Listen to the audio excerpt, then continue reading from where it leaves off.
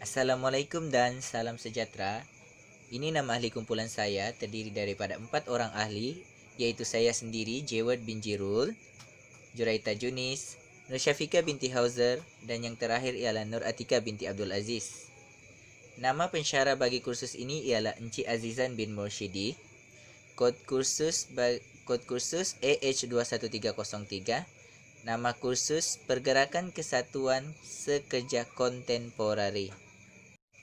Ini nama syarikat yang kami nak kaji, Sabah Timber Industry Employers Union atau dalam bahasa Melayunya, Kesatuan Pekerja-Pekerja Industri Perkayuan Sabah.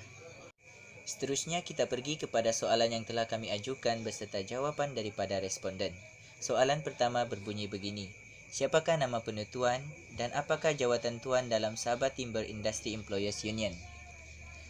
Nama beliau Liu Xiao Fang, Setiausaha Agung Kesatuan Pekerja-Pekerja Industri Perkayuan Sabah. Soalan kedua, apakah latar belakang Kesatuan Pekerja-Pekerja Industri Perkayuan Sabah?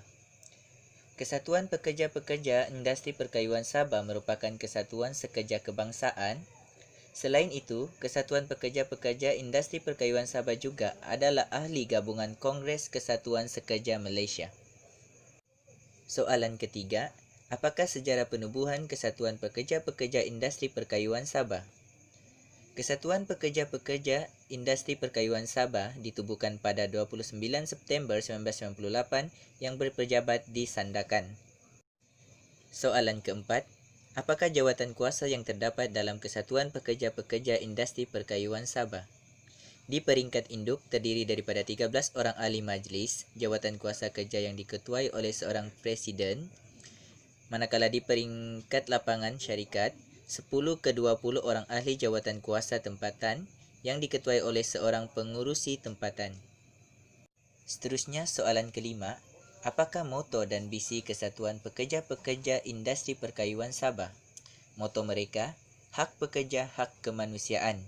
Manakala visi mereka, memastikan pergerakan kesatuan mengikut landasan Perlembagaan Kesatuan dan Akta Kesatuan Sekerja dalam memikul amanah yang diberikan demi menjaga kepentingan kesatuan dan kebajikan ahli-ahlinya. Soalan keenam, apakah matlamat utama Kesatuan Pekerja-Pekerja Industri Perkayuan Sabah? Matlamat mereka ialah mengorganisasikan pekerja-pekerja sebagai ahli kesatuan dan memajukan kepentingan mereka dalam bidang perhubungan perusahaan, kemasyarakatan dan ilmu pengetahuan.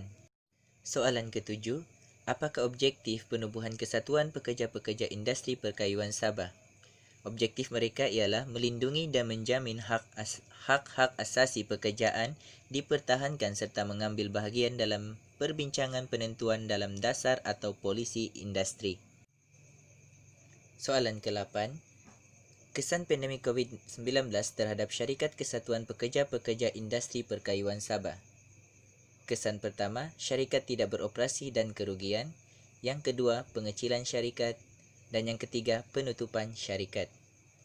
Soalan ke-9, kesan pandemik COVID-19 terhadap pekerja dalam Kesatuan Pekerja-Pekerja Industri Perkayuan Sabah. Kesan pertama, pekerja tidak menerima gaji yang penuh dan ada pekerja yang tidak menerima gaji. Yang kedua, kehilangan pekerjaan. Ketiga, pemberhentian pekerja atas talian syarikat tidak beroperasi atau dalam kerugian. Soalan ke-10, apakah langkah Kesatuan Pekerja-Pekerja Industri Perkayuan Sabah lakukan bagi menangani situasi pandemik pada masa kini? Langkah pertama, memfailkan aduan kepada Jabatan Tenaga Kerja dan Jabatan Perhubungan Perindustrian untuk menuntut faedah pemberhentian, gaji dan sebagainya. Selain itu, mereka juga memastikan pekerja yang kehilangan pekerjaan dibayar faedah dan hak mereka mengikut undang-undang. Soalan terakhir, jika pandemik ini berterusan dalam jangka masa yang panjang, apakah yang akan berlaku terhadap syarikat tuan serta pekerja-pekerja dalam industri perkayuan Sabah? Pertama, berbincang dengan syarikat untuk memastikan pemberhentian dibuat secara tulus dan beralasan. Yang kedua, segala pembayaran faedah dibuat mengikut undang-undang. Itu saja, sekian dan terima kasih.